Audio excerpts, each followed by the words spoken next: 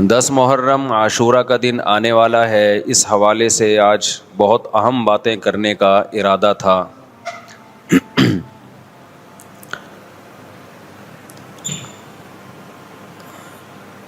محرم میں کیا کرنا چاہیے، کربلا کا واقعہ اصل ہے کیا؟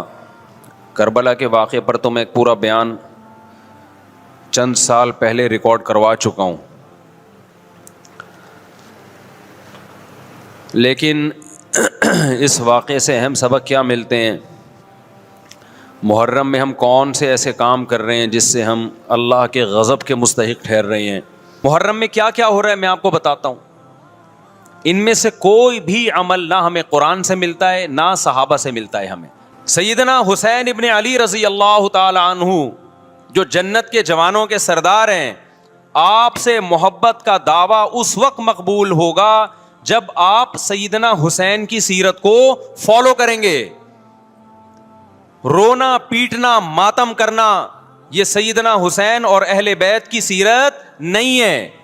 اس بات میں دو رائے نہیں ہو سکتی کہ سیدنا حسین رضی اللہ تعالی عنہ کو جو کربلا میں شہید کیا گیا یہ کائنات کا بدترین ظلم تھا۔ جس نے آپ کی گردن مبارک پہ تلوار رکھی اس کی بدبختی میں دو رائے نہیں ہو سکتی۔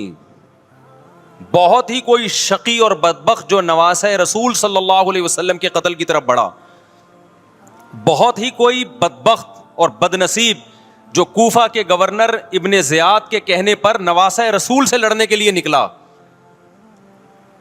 جو اس ظلم کو ظلم نہیں مانتا، وہ بھی اپنے آپ کو جہنم میں جانے کے لیے تیار کر رہا ہے۔ پھر کربلا میں ایک بڑا ظلم یہ ہوا کہ صرف سیدنا حسین ابن علی کو شہید نہیں کیا گیا، آپ کے ساتھ جتنے مرد تھے سب کو شہید کر دیا گیا۔ لیکن ہمیں پیغمبر صلی اللہ علیہ وسلم اور صحابہ کی سیرت میں کیا ملتا ہے؟ میں ایک آیت سے آپ کو سمجھاتا ہوں۔ مشرکین مکہ حضرت ابراہیم علیہ الصلاۃ والسلام کے نسب میں ہونے پر اور آپ سے محبت پہ بڑا فخر کیا کرتے تھے کہ ہم ابراہیم کی اولاد میں ہیں، ہم ابراہیم کے دین پہ ہیں۔ اللہ نے کیا فرمایا رسول اللہ صلی اللہ علیہ وسلم سے کہ ان اول الناس بابراہیم للذین اتبعوہ، اے نبی آپ ان سے کہہ دیجئے ابراہیم سے محبت کے خالی پیلی کے دعوے مقبول نہیں ہیں۔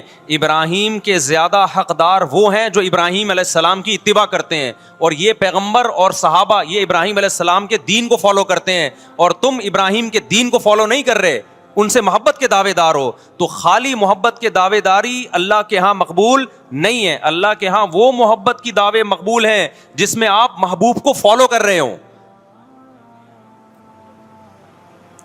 سیدنا حسین ابن علی رضی اللہ تعالی عنہ جو جنت کے جوانوں کے سردار ہیں، آپ سے محبت کا دعویٰ اس وقت مقبول ہوگا جب آپ سیدنا حسین کی سیرت کو فالو کریں گے۔ رونا پیٹنا ماتم کرنا یہ سیدنا حسین اور اہل بیت کی سیرت نہیں ہے۔ صبر کرنا، ظالم کے سامنے ڈٹ جانا، جان کے خوف سے اپنی پالیسیوں سے پیچھے نہ ہٹنا، یہ سیدنا حسین ابن علی رضی اللہ عنہ کی سیرت ہے جو آج ہمیں کہیں بھی نظر نہیں آتی۔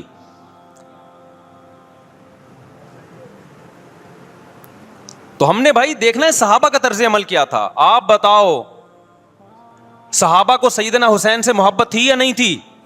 کیا غم کا پہاڑ ٹوٹا ہوگا جب اطلاع ملی ہوگی کہ سیدنا حسین ابن علی اور آپ کے اصحاب اور اہل بیت کو سب کو کربلا میں شہید کر دیا گیا ہے، کیا قیامت گزری ہوگی۔ کوفہ سے ایک شخص آیا نا عبداللہ بن عمر سے پوچھنے لگا جو مارنے پر دم کا مسئلہ، انہوں نے فرمایا تم نے پیغمبر کے نواسے کو قتل کر دیا اور مسئلہ یہ پوچھ رہے ہو کہ جو مارنے پر دم آئے گا کہ نہیں آئے گا۔ ایک طرف تم نے پیغمبر کے نواسے کو قتل کر دیا کربلا میں، اور اب ہم سے آ کے مسئلہ پوچھتے ہو جو مارنا جائز ہے یا نہیں ہے۔ صحابہ کے ہاں یہ غم کم غم نہیں تھا۔ دیکھو حضرت معاویہ رضی اللہ تعالی عنہ کے ہاتھ پہ بھی حضرت حسین نے بیعت نہیں کی، لیکن بغاوت بھی نہیں کی. کیوں؟ بغاوت سے فتنے کا اندیشہ تھا.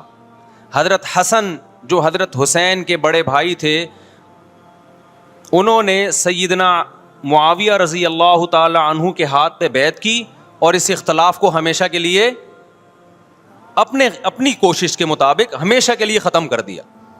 ختم ہوا نہیں ہوا ایک الگ بحث ہے، لیکن حضرت حسن کا مقصد کیا تھا کہ مسلمانوں کی دو جماعتوں کو میں آپس میں لڑتا ہوا نہیں دیکھ سکتا. لوگوں نے کہا آپ خلافت کے حقدار ہیں، آپ نے فرمایا میں دستبردار ہوتا ہوں سیدنا معاویہ کے حق میں. حضرت حسن بیعت ہو گئے حضرت معاویہ سے اور یہ اختلاف کو کیا کر دیا؟ ختم. حضرت حسین بیعت نہیں ہوئے، لیکن حضرت حسین نے بغاوت بھی نہیں کی. ہر ایک کی اپنی رائے تھی، حضرت حسن کی اپنی رائے تھی. ان کا خیال تھا کہ بیعت ہونا مسلمانوں کے لیے زیادہ مفید ہے، ایک پاورفل حکومت ہوگی، ایک طاقتور ریاست ہوگی، ورنہ لڑتے رہیں گے آپس میں.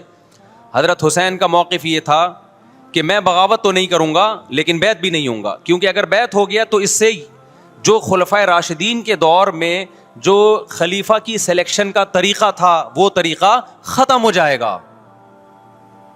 تو میں اگر اس طریقے کو نہیں لا سکتا تو اس کے خلاف کو پروموٹ بھی نہ کروں میں. یہ بھی ایک رائے تھی. میں سمجھا پا رہا ہوں اپنی بات؟ بھائی رائے کا اختلاف ہوتا ہے نا. نبی صلی اللہ علیہ وسلم نے فرمایا اذا اجتہد المجتہد فإن اصاب فلہ اجران وإن اخطأ فلہ اجر واحد. جب کوئی مجتہد اللہ کی رضا کو سامنے رکھ کے اجتہاد کرتا ہے، صحیح اور غلط کا فیصلہ کرنے بیٹھتا ہے، رائے یعنی اس کا مقصد اللہ کی رضا ہو، تو اگر وہ درست نتیجے پہ پہنچے تو 2 ثواب، غلط نتیجے پہ پہنچے تو بھی 1 نیکی اس کو ملتی ہے، اس لیے کہ اس کے بس میں جو خیر خواہی کا کے لیے جو تھا وہ اس نے کر دیا. رائے کا اختلاف ہوتا ہے.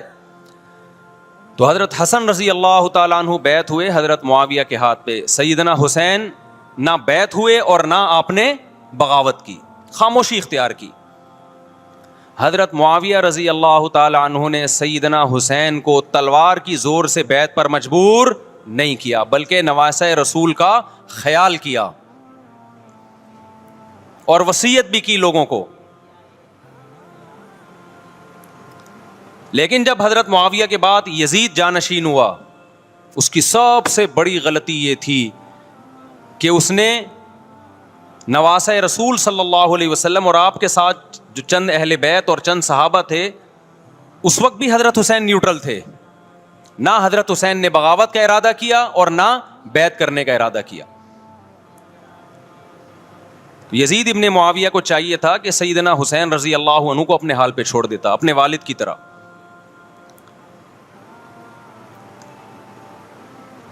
حضرت حسین رضی اللہ تعالیٰ عنہ کو جب کوفہ سے خطوط آئے، یہ میں وضاحت اس لیے کر رہا ہوں کہ حضرت حسین بغاوت کے لیے نہیں نکلے تھے، اس مسلمان حاکم کے خلاف بغاوت کے لیے نہیں نکلے تھے، کیونکہ رسول اللہ صلی اللہ علیہ وسلم کی بہت ساری صحیح حدیث ہے اس بارے میں کہ جو باغی ہے، جو ریاست کے خلاف بغاوت کرتا ہے، اس کو نبی صلی اللہ علیہ وسلم نے اس عمل کو پسند نہیں کیا. تو حضرت حسین رضی اللہ تعالیٰ عنہ کو کوفہ سے خطوط آئے کہ یہاں سارے کے سارے لوگ آپ کے ہاتھ پہ بیعت کرنے کے لیے تیار ہیں.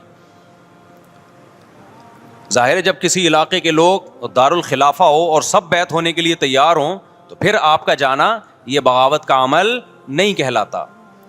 حضرت حسین رضی اللہ تعالیٰ عنہ اہل بیت کے ساتھ نکلے. کربلا میں جب پہنچے، مشہور واقعہ آپ 20 دفعہ سن چکے ہیں، وہاں جا کے آپ کو اطلاع ہوئی کہ وہ خبر غلط تھی اور عبید اللہ بن زیاد نے ایک پورا لشکر بھیجا سیدنا حسین رضی اللہ تعالیٰ عنہ کو مجبور کرنے کے لیے کہ میرے ہاتھ پہ آپ زبردستی بیعت ہو جائیں. حضرت حسین رضی اللہ تعالیٰ عنہ نے مطالبے رکھے کہ یا تو مجھے واپس جانے دیا جائے اور اگر بیعت کرنا ہی ہے تو میں دمشق میں امیر کے ہاتھ پہ جا کے بیعت کروں گا. بہت معقول مطالبے تھے یہ. میرا مقصد ابھی کربلا کا واقعہ بیان کرنا نہیں ہے، اس پہ بہت کچھ کہا جا چکا ہے، خود میرا بھی بیان اس پہ تفصیل سے ہو چکا ہے. اس کے بعد بھی سیدنا حسین رضی اللہ تعالیٰ عنہ کو مجبور کرنا کہ عبید اللہ بن زیاد جو بدبخت انسان جو قاتل تھا اہل بیت کا، اسی کے ہاتھ پہ لازمی بیعت ہوں، جبکہ وہ امیر بھی نہیں ہے، وہ گورنر ہے ایک علاقے کا. تو نواسہ رسول کا خیال نہ کرنا یہ بدترین ظلم تھا جو اس وقت حکومت سے ہوا ہے. امید کرتا ہوں کہ آپ کو جو ہے ویڈیو پسند آئی ہے. اگر آپ کو ویڈیو پسند آئی ہے تو آپ ہمارے چینل کو جو ہے سبسکرائب کر سکتے ہیں ایسے ویڈیوز مزید دیکھنے کے لیے. اور ویڈیو کو لائک کریں اور چینل کو بھی سبسکرائب کریں اور ویڈیو کو شیئر کریں اپنے دوستوں کے ساتھ. اللہ حافظ.